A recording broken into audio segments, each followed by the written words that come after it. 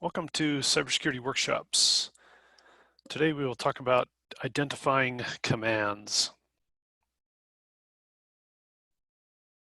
So this continues our Introduction to Command Line Interface course authored by Matt Vogel at Tidewater Community College, and we're on Module 4, working with Linux commands. And the first lesson is this overview of identifying commands. I'm going to go through this fairly quickly. This is some interesting background, but not necessarily, information that you're going to use on your, sort of regular uses of Linux. As you use Linux on a daily basis, what the different types of commands aren't necessarily important, but they can be under certain circumstances. So I'll elaborate a little bit, but again, I'm going to go through this fairly quickly.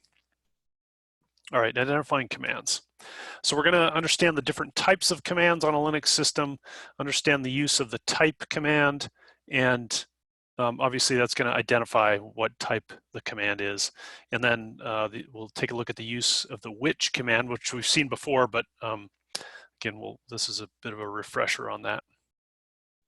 So types of Linux commands. Several types. There are built-in commands. So these are commands that come part of the bash shell. So remember, bash is this shell environment that we use, one of a handful of different shells that we can use. And each shell comes with its sort of standard set of commands that are built into the shell. So we'll take a look at some of those commands. Executable programs, these are programs so I'm on the second bullet here. Executable programs are the second type of Linux command I'm going to talk about. Programs that are added to the Linux system by installing various software packages or scripts that are written for Linux. So installed software, those are executable programs. Functions, keywords that are part of the bash shell used for scripting, so you can create your own scripts. And we'll create some scripts later on in this course, but not in this module.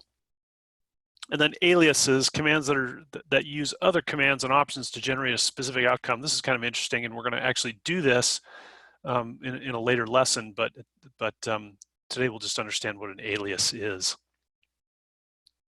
Okay, so the type command can be used to determine the type of Linux command, and then the output of the type command will be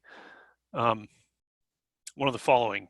The type, the usage is type and then the name of the command. And type is going to tell you if it's built into the shell, if it's aliased, if it's a shell keyword, if it's a function, if it's a file, or if it just isn't found by the type command. So shell built-ins come with a bash shell by default.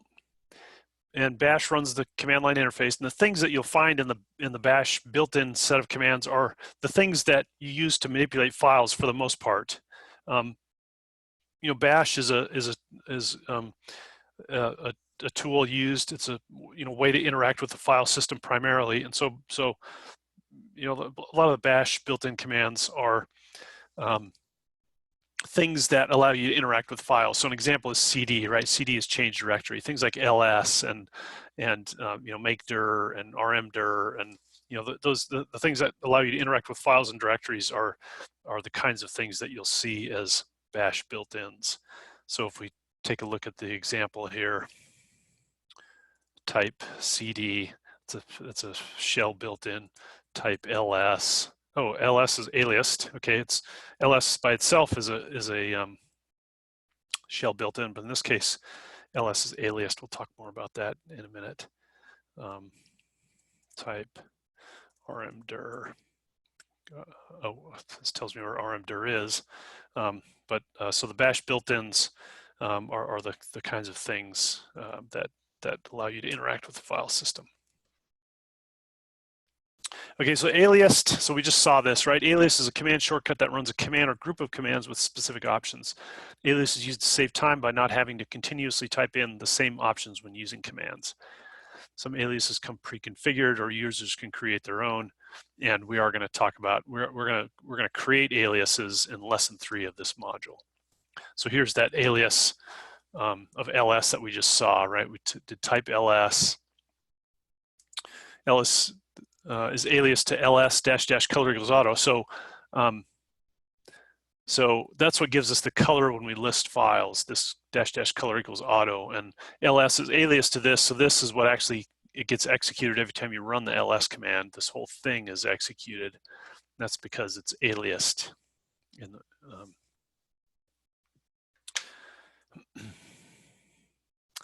a shell keyword is used when writing scripts in bash, so we'll do some scripting later on, things like if. So we can write a script that says, you know, if this condition is true, then execute this command, else execute something else. That's a shell keyword. A function is a user-defined script that is assigned a name using the function command. It can be run like a command from the command line interface. Okay, so here's an example of a function that you might see. This is an add function, and you can see this, you know, add is a little, it's this little bit of code here, this function. So add, it's going to take the first parameter on the command line, it's going to take the second parameter on the command line, it's going to assign those two parameters to A and B, and then add equals the result of A plus B, and then it's going to dump out the content, you know, the value of add to the terminal window. So that's a function. That's a little set of program steps all bound together under a specific command. A file is a command that is not one of the previous types. Okay, so if it's not a shell built-in alias shell keyword or a function, then then type would call it a file.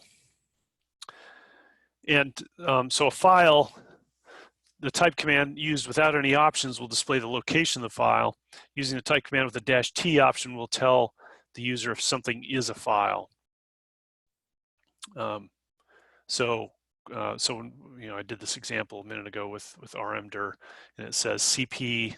In this case, they did it on cp, which is copy. Copy is in bin cp, and then if you do type -t cp, it's going to tell you that it's a file. So that's another different type of command.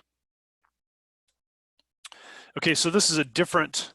So that's it for the type command. Again, it's not that isn't functionality that you're probably going to use on a regular basis, but it's some helpful background.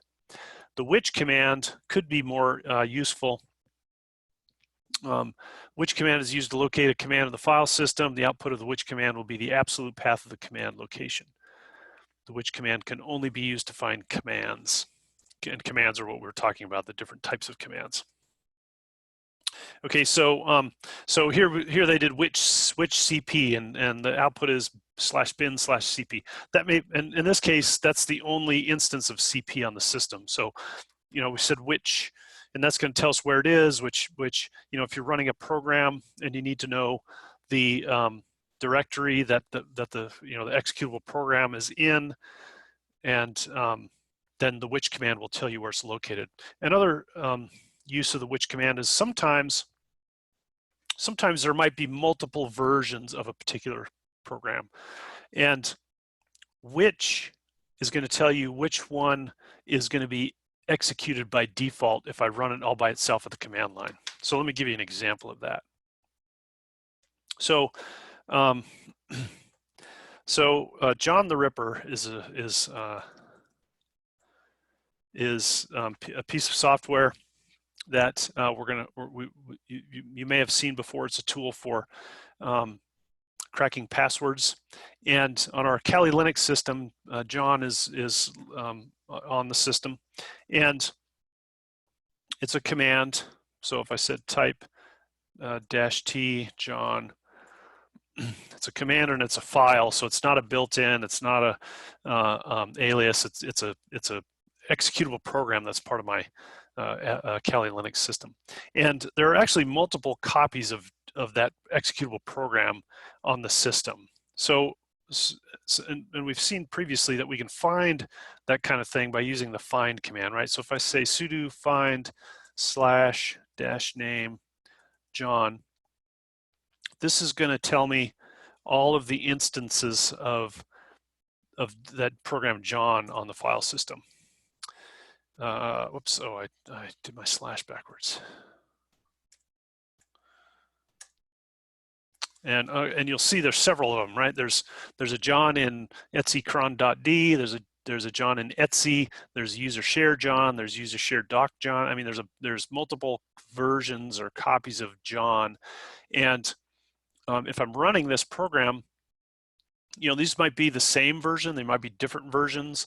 In order to discover that, I would have to go into each of these directories and check them all out.